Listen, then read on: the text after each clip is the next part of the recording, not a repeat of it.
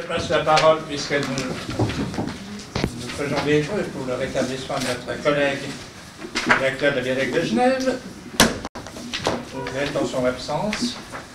Et je passe la parole directement à notre collègue de Rennes, M. Wesley. C'est pas probablement, même certainement pas indispensable que je le présente. J'imagine, Marc, que quelqu'un soit plus compétent que lui pour analyser la diffusion en France ou ailleurs d'un ouvrage du XVIe siècle français, par exemple. Merci. À vous, pour 20 minutes. Alors, comme très gentiment on m'introduit ainsi, c'est aussi un moment pour moi de dire quelque chose de vraiment s'approchant de l'humilité, pour dire que je ne suis pas un spécialiste évidemment d'Erasme, donc je vais en parler d'un autre angle totalement, et c'est donc celui de l'histoire du livre. Je vais le faire d'abord en évoquant les caractéristiques des éditions françaises, puis essayer de voir comment elles se situent dans le contexte européen, et enfin, si je vais assez vite, on aura même le temps d'évoquer la circulation des autres éditions à l'intérieur de la France. Alors, rapidement, et pour ne pas perdre de temps là-dessus, la première chose à dire, c'est que tout ce que vous verrez en termes de statistiques, en termes d'analyse, est basé d'abord sur un corpus que j'ai établi en grande partie grâce à la base de données donc, du Erasmus Center de Rotterdam, que j'ai coupé évidemment avec l'USTC et mes propres recherches, ce qui m'a permis d'ajouter pas mal de choses et d'en enlever pas mal également. Donc si vous ne trouvez pas les mêmes chiffres exactement, c'est normal. Notamment par exemple vous trouvez ce genre de choses faisant référence donc à une édition de 1599 à Paris du Nouveau Testament. Et puis, en fait, quand on creuse, on voit que même au XVIIIe siècle, on n'y croyait pas, puisque donc dans la Bibliotheca Sacra, le Long explique que l'édition donc est sans doute juste inventée et qu'il s'agit sans doute de la date 1549 qui a été mal lue. Et en effet, j'en ai trouvé aucune trace, ni dans mes recherches pour l'USTC, ni après, plus particulièrement quand je l'ai cherché. Donc on a un corpus un peu différent et donc basé sur cet entrecoupement assez particulier. La première édition française du Nouveau Testament d'Erasme date de 1523, c'est-à-dire donc de 7 ans après l'édition première de Bâle, une édition néanmoins liée au monde bâlois, puisqu'on le voit, c'est Conrad Reich qui en fait l'édition. Une édition qui, vous le noterez aussi, ne fait pas référence directement à Erasme dans son titre, on y reviendra, et une édition qui est directement dans un format plus petit que celui des Nouveaux Testaments original de Froben, et ici on est dans une tradition qui se rapproche beaucoup plus de ce dont nous a montré déjà donc Sylvana ce matin, en parlant donc des IN16, etc., qu'on a vu publier ici. En fait, c'est un IN24. Alors, à partir de ce moment, à partir de 1523, on va voir se développer à Paris et à Lyon une habitude de publication du Nouveau Testament qui verra 30 éditions répertoriées différemment au cours du XVIe siècle. Donc, un engouement certain pour ce texte, mais un engouement plutôt particulier, puisqu'on voit que les gens qui les publient appartiennent à des milieux très différents. Et si on regarde de plus près ces Nouveaux Testaments, on voit, pour faire vite, 3 catégories claires de Nouveaux Testaments différents.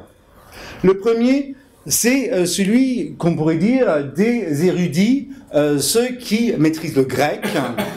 Et on voit d'abord donc toute une série de Nouveaux Testaments bilingues produits par les grands producteurs de lettres grecques de la France. Donc on voit par exemple une édition partagée faite notamment pour le compte de Jacques Bogard, imprimée par Charlotte Guillard, mais sans doute en particulier sous sa direction. On trouve plus tardivement les Marnefs, qui ont aussi une production grecque traditionnelle. Puis en allant à Lyon, plutôt que de rester à Paris, on trouve deux des grands typographes lyonnais du XVIe siècle, Sébastien Griffe et Jean I de Tourne. Donc on est ici dans un type de production qui tente de placer face à face le grec et le latin, d'une manière qui semble présenter ces textes plus dans un contexte de découverte du grec que purement dans un contexte religieux. Ce ne sont pas des grands du monde de la publication de textes religieux. En cela, on peut se demander si ces productions étaient particulièrement réussies, ou du moins trouvaient un public particulièrement large. Mon commentaire se fait notamment en regardant de plus près l'édition de Jean de Tourne, qui date de 1559.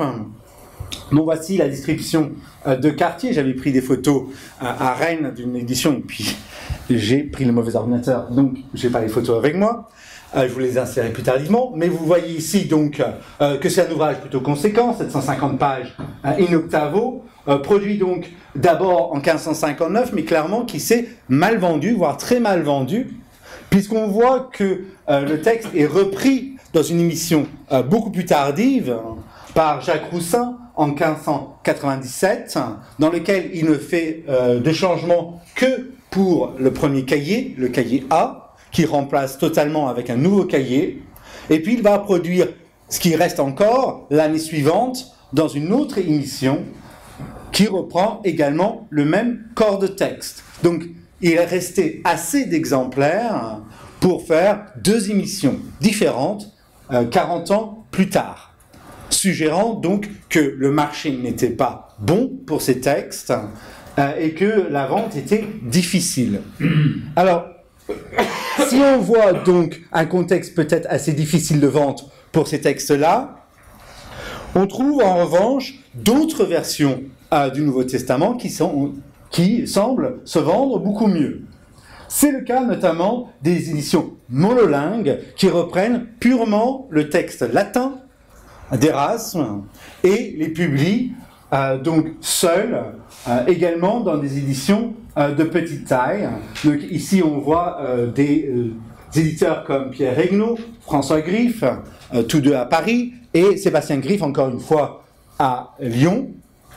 À noter ici que l'on voit un plus grand nombre d'éditions produites, parfois produites à quelques années d'écart, qui semblent suggérer donc que la vente se fait bien et qui sont obligés de réimprimer le texte, souvent en se basant d'ailleurs sur l'édition précédente en termes de mise en page, pour donc vendre vers un nouveau public, c'est-à-dire donc qui consacre le succès du texte. Enfin, il y a un troisième groupe d'éditions.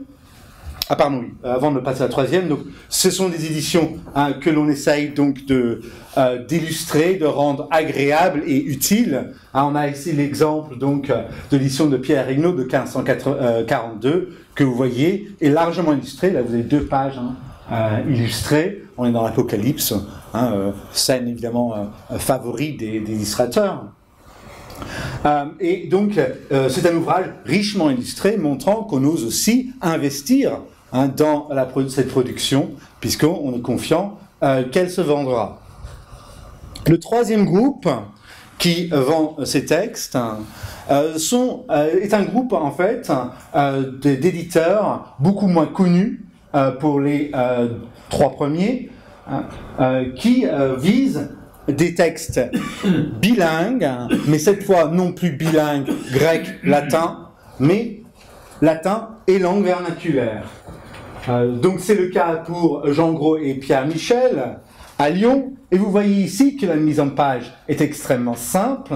Ici on a la page de titre. On a un travail typographique vraiment qui s'approche du b.a.-ba de l'imprimerie. On trouve également cette édition bilingue, français-latin, ailleurs qu'à Lyon et à Paris. D'ailleurs, c'est la seule occasion où on trouve une édition du Nouveau Testament en province ailleurs qu'à Lyon. Et ça, c'est l'édition de Julien Langelier à Blois, également produit d'une manière excessivement simple dans sa production. Enfin, on voit deux grands libraires qui s'intéressent également à ce marché, et ça c'est André Weichel, lorsqu'il était encore à Paris, avant qu'il parte à Francfort après la Saint-Barthélemy, et le second c'est Guillaume Rouillet, évidemment basé à Lyon. Ces deux grands libraires qui s'intéressent très différemment, en fin de compte, au texte du Nouveau Testament.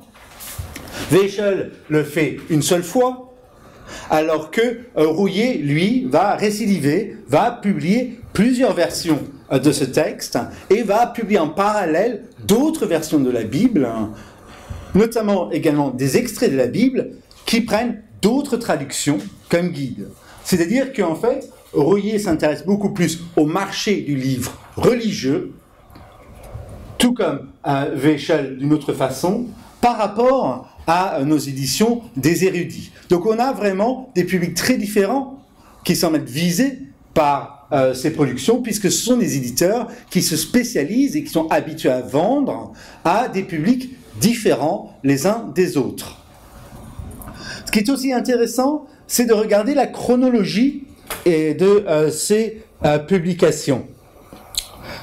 Cette chronologie des publications, elle varie entre toutes ces variantes.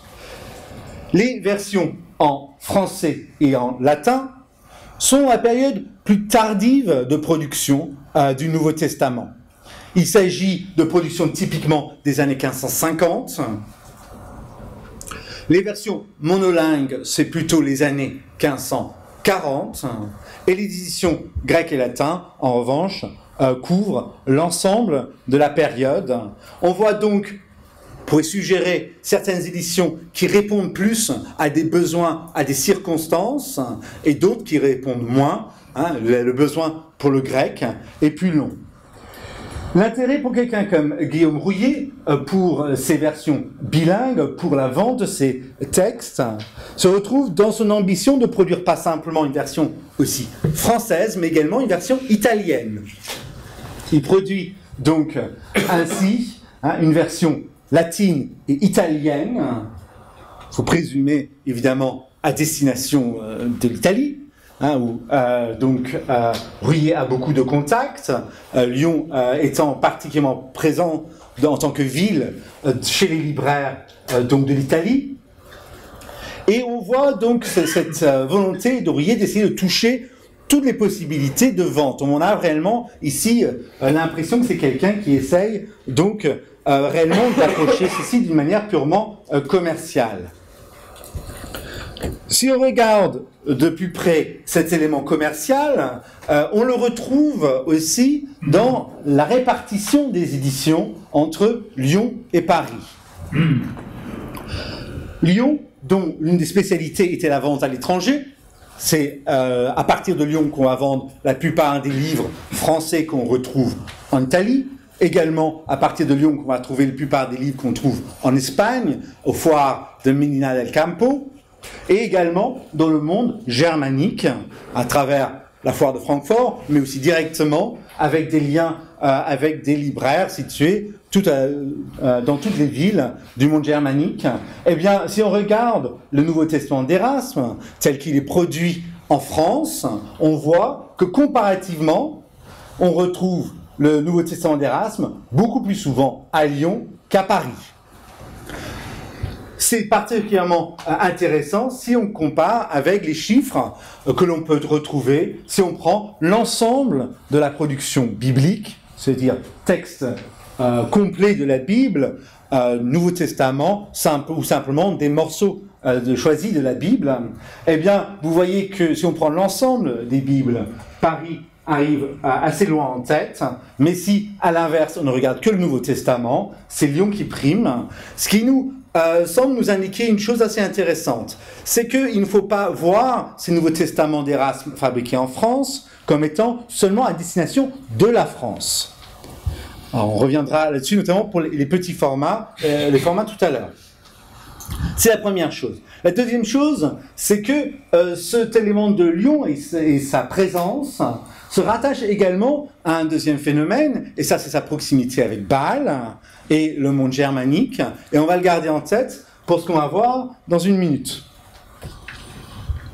Cette vente vers l'étranger, elle se retrouve même dans des pays où le Nouveau Testament d'Erasme n'est pas produit et n'est pas le bienvenu. C'est le cas notamment en Italie, où on trouve des versions du Nouveau Testament d'Erasme qui sont déjà présents en Italie au XVIe siècle. On le sait grâce à la base donc du Ricci, qui est la base qui regarde tous les livres en Italie dans les collections religieuses à la fin du XVIe siècle, un projet donc développé à Rome et mis en ligne par la Bibliothèque Vaticane, qui essaye donc de lister tous les exemplaires qu'on a pu trouver des textes dans ces collections grâce à l'intérêt que portait l'Inquisition dans les années 1590 aux livres religieux de ces institutions. Et on voit que si on cherche aujourd'hui dans le catalogue collectif de l'Italie, on retrouve les mêmes exemplaires, dont certains dans les mêmes bibliothèques, enfin les mêmes régions du moins, aujourd'hui. Donc des livres lyonnais, des Nouveaux Testaments lyonnais, que l'on retrouve ainsi dans le domaine italien, malgré les interdictions. Cette production des Nouveaux Testaments est très mal répartie sur le siècle. Si on regarde ici, donc ils sont tous évidemment présents, on voit qu'il y a une période faste de la production située grosso modo à la fin des années 1530 et allant jusqu'à la fin des années 1550. 20 ans pendant lesquels vous voyez une production importante à Lyon, mais également à Paris. Mais vous voyez que Lyon s'intéresse à ce texte plus tardivement que Paris, puisque l'on compte 5 éditions auparavant à Paris, avant que les Lyonnais ne se saisissent de l'opportunité. Alors, ce qui est intéressant ici, c'est évidemment de constater le vide qui suit, qui semble correspondre un peu au vide qu'a souligné Francis Hickman dans ses textes sur les 3 temps possibles des éditions d'Erasme. Mais si on superimpose l'ensemble des publications d'Erasme, si on remarque bien en effet cet effondrement que voit Hickman, on voit néanmoins que cette production de la Bible est décalée par rapport à ce que l'on voit pour l'ensemble des ouvrages d'Erasme. Alors, pourquoi? Excellente question, à laquelle je peux apporter que des pistes possibles en regardant le contexte. La première chose à noter, évidemment, c'est que cette production accrue participe à un moment d'intérêt beaucoup plus fort pour la Bible que l'on retrouve en France, notamment avec la montée donc du calvinisme. Élément intéressant qui semble rapprocher quelque peu l'idée d'un intérêt pour le texte biblique de la montée calviniste, que l'on va retrouver également dans le fait que donc la Bible de Livétan est publiée à Genève en 1550, mais que c'est en 1560 évidemment que vous avez la Bible de Genève telle qu'elle la connaît, publiée par Calvin, et qui correspond à la fin aussi de la période de production. C'est une piste, mais je trouve que les dates s'intercalent très bien, et justement s'intercalent mieux que en regardant le reste de la production d'Erasme, ou en essayant de caler donc la périodicité de Hickman. Tout ceci, évidemment, est d'autant plus intéressant quand on regarde le format de ces livres.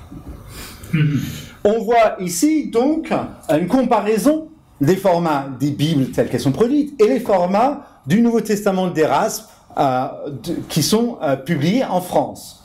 Vous remarquez ici donc l'importance du plus petit format que l'on produisait régulièrement en France, l'IN 16, qui suggère donc plusieurs choses. La première chose, c'est qu'on essaye de produire ces Bibles d'une manière relativement peu chère. Puisque plus le format est petit, moins on utilise de papier pour un texte long, et donc comme le papier est l'élément le plus cher du livre, eh bien, vous réduisez le coût de production et votre Bible devient plus accessible. Alors ça ne veut pas dire forcément que tous les lecteurs étaient pauvres, hein, évidemment. Ce que ça veut dire en revanche qu'il ne s'agissait pas donc d'un investissement important. En ça aussi, si on compare avec les autres éditions de la Bible de cette période, on peut réfléchir par exemple aux Bibles de Genève qui sont produites en folio. Hein, on est dans un marché, en fin de compte, très différent de cet aspect-là. Autre chose à remarquer de par ce format, c'est la portabilité que ce format semble donc permettre. Il s'agit d'ouvrages donc que l'on peut apporter avec soi, plutôt que d'ouvrages d'études. Et en ça aussi, on a quelque chose d'intéressant, et il conviendrait de s'y pencher un peu plus. Alors, ça, c'est un survol des éditions françaises. Comment est-ce que ces éditions françaises s'intègrent dans le domaine européen plus large ?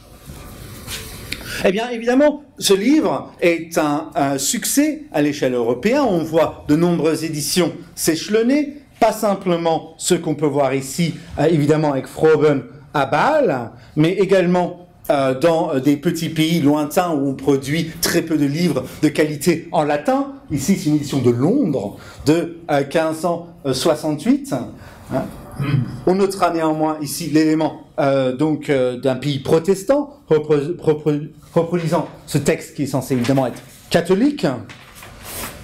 On voit également que cet intérêt, non parce qu'on vous a montré François Ier, il faut contrer, hein, l'exemplaire donc d'Henri VIII, hein, avec donc l'illustration peinte dessus avec les armes et évidemment donc la reliure ici, et la tranche peinte également avec les armes ici, et la rose des Tudors en bas, qui montre donc que ce texte, ici on est dans l'édition de 1543, donc on est à la fin du règne d'Henri VIII, qu'il y a un réel engouement, un intérêt aussi pour cette Bible un peu partout en Europe. Alors, qu'en est-il en France ? Eh bien, clairement en France, c'est par le biais de ces textes imprimés de manière internationale que l'on a d'abord l'accès au texte du Nouveau Testament.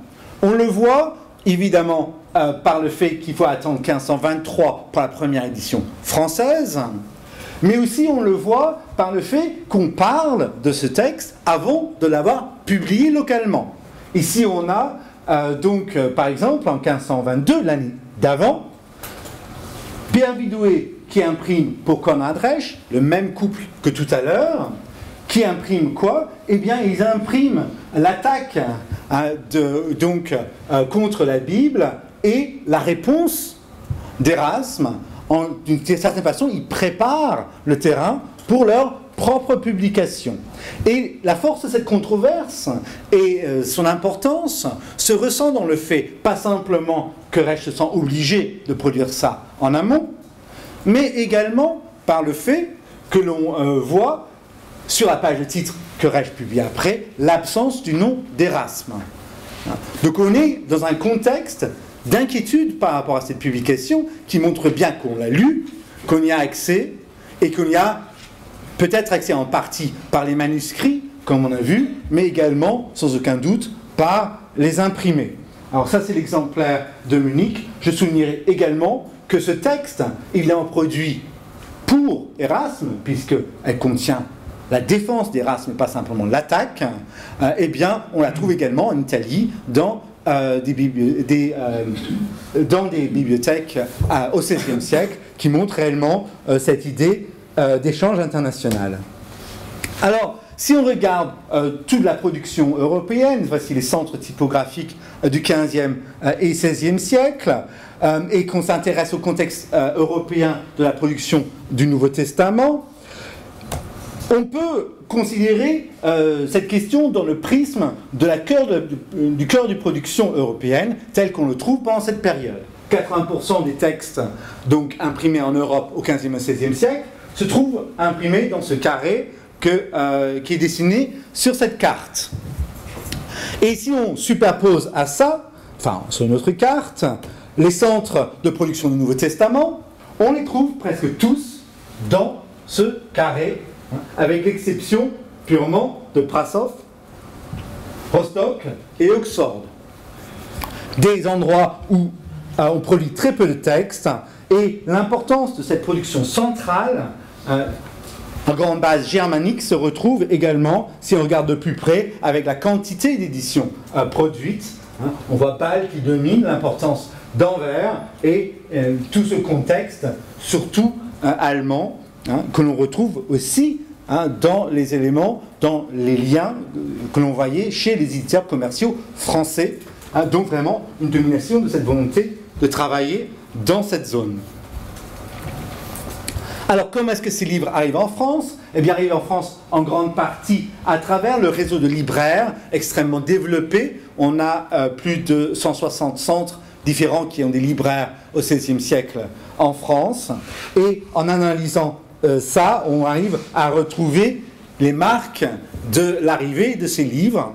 Mais avant, comme on avait parlé donc de la question du prix, parce que l'accès du livre, ce n'est pas simplement donc le fait que le livre puisse arriver chez vous, mais combien on paye pour l'avoir. Eh bien, ici, on a un exemple donc du Nouveau Testament d'Erasme produit dans cette édition pour Bogart à Paris par Charles Guillard en 1543. Et là, on a un prix, on sait que ça coûtait 22 sous et demi. Donc en 1547, c'est-à-dire que 4 ans après, ce qui est un prix relativement élevé pour ce format de livre, mais néanmoins restant relativement accessible par rapport au reste. Et cette accessibilité du texte, elle se retrouve, il n'a pas eu même la typographie, dans la dernière partie, donc, que l'on retrouve ici. Et donc ici on voit la pénétration rapide des textes à travers l'ensemble du domaine français, puisque dans ces premières éditions, ici on a l'édition de 1516 de Rennes, on retrouve ici un ex-libris manuscrit, que j'ai mis en plus grand, qui est celui d'Étienne Ménardeau, qui est un petit noble donc de la région de Nantes, qui meurt dans les années 1550, et qui donc montre un accès et un intérêt pour le texte en dehors des centres intellectuels premiers de Paris et d'ailleurs. Un intérêt que l'on retrouve dans les autres éditions ici, dans cette édition par exemple d'une édition un peu plus tardive, de 1635, de Bâle, on a les annotations qui prouvent qu'on ne s'intéresse pas simplement à posséder le livre, mais également à le lire. Ici donc également la possession d'un Français du début du XVIe siècle, enfin la première moitié sans doute. On le trouve également dans les preuves de lecture autres.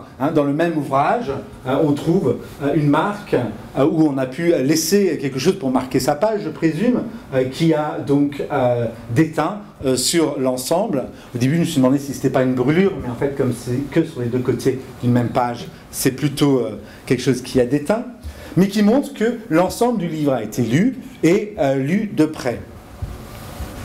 Je fais vite, je suis désolé, j'ai quasiment plus de temps. On voit également qu'on a cherché à corriger le texte, particulièrement évidemment la première édition, si fautive, donc du Nouveau Testament. Il y a un historien d'Erasme qui a écrit qu'il pense qu'il n'y a pas d'autre livre au monde qui, dans sa première édition, avait autant d'erreurs. Eh bien, vous voyez ici que donc, dans cette version, on s'est attaché à rajouter et à corriger. Et ça, même pas simplement dans le texte de la Bible lui-même, mais même dans l'adresse donc d'Erasmus. Donc, que retirer de tout ceci? Bien, d'abord, le fait que je n'ai pas encore parlé de la censure. La censure qu'on a vu intervenir, évidemment, à beaucoup d'occasions. Ici, on a donc l'index tel qu'il est fait en 1559 à Rome, et qui va donc évidemment mettre la lecture de ces textes dans une situation difficile dans un pays catholique comme la France. Pourtant, si on regarde de plus près l'effet de cette censure et de ces index, on voit dans d'autres textes parallèles que cette censure est très peu appliquée. On peut se tourner vers le travail de Gingerich sur le De Revolutionibus de Copernic, où il a regardé tous les exemplaires et il a trouvé que ceux qui étaient en fait censurés ne se trouvent qu'en Italie et dans quelques exemplaires ici à Vienne et à Cracovie. Vous voyez donc que la France, pour tous les exemplaires qu'elle possède, eh bien, il n'y en a pas un seul exemplaire qui a été censuré. Et c'est quelque chose qu'on retrouve sensiblement également avec le texte d'Erasme. Même dans les textes donc situés dans un collège de jésuites à Würzburg, on trouve aucun texte pareil, aucune correction. D'ailleurs, le texte semble avoir beaucoup plus intéressé les Verts que les jésuites eux-mêmes. Et c'est la même histoire pour la France. On trouve parfois des inscriptions sur les textes d'Erasme comme celui-ci, qui donc dit qu'il est prohibé, mais on ne voit pas d'intervention dans le texte des Nouveaux Testaments que j'ai pu voir, pas de correction, pas donc de pages arrachées pour cela. Au contraire, on voit même l'arrivée en France au cours de ces années de textes d'éditions plus récentes de la Bible, c'est-à-dire si on arrête de publier en grande partie les textes eux-mêmes en France, eh bien vous voyez que l'on achète à l'étranger, à Bâle et ailleurs, les textes pour les importer. Celui-ci donc se retrouve en France, c'est une édition de 1570 à Bâle, dès 1592, chez un collectionneur, un avocat d'Orléans, qui va acheter plusieurs versions différentes de la Bible d'Erasme, et donc les garder, non pas pour l'étude, c'est un avocat et non un théologien, mais on présume, ou bien pour la collection, ou bien pour la lecture. On a donc un contexte dans lequel les livres continuent à circuler et que malgré le fait que l'on ne publie pas, eh bien on lit encore. Alors je vais maintenant conclure, vu que j'ai déjà dépassé mon temps, mais vous avez été clément. Que dire? Eh bien, d'abord, dans le contexte français, on voit que la publication d'Erasme a posé problème au début et que, également, elle s'estompe relativement rapidement après un engouement resserré sur environ 20 ans. Le texte se lit encore, s'utilise encore, mais souvent pour la publication sous version bilingue, c'est-à-dire ou bien en direction des gens qui s'intéressent au grec, ou bien à ceux qui veulent le texte français, pas à un texte, à un ensemble d'érudits ou de gens qui veulent purement travailler sur le texte latin. Et en ça, je pense qu'on a un élément, qui est important. Deuxième élément, on le voit quasiment seulement dans des tout petits formats, qui suggèrent qu'on essaye de le rendre accessible et peu cher. Ce ne sont pas, encore une fois, des tailles que l'on fait pour l'étude. Enfin, ça montre aussi les limites de la censure et la force de la circulation des textes pendant cette période, que l'on veut, si on veut accéder une nouvelle fois au texte, eh bien, il n'y a aucune difficulté, visiblement, à importer des éditions de Bâle ou à en revendre dans l'autre direction. Voilà, merci.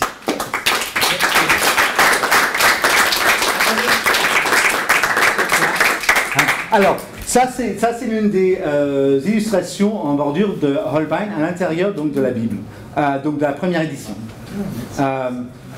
C'est en découpant l'image, j'ai vu qu'il y avait un élément de fou et j'ai trouvé ça particulièrement intéressant à l'intérieur de la Bible.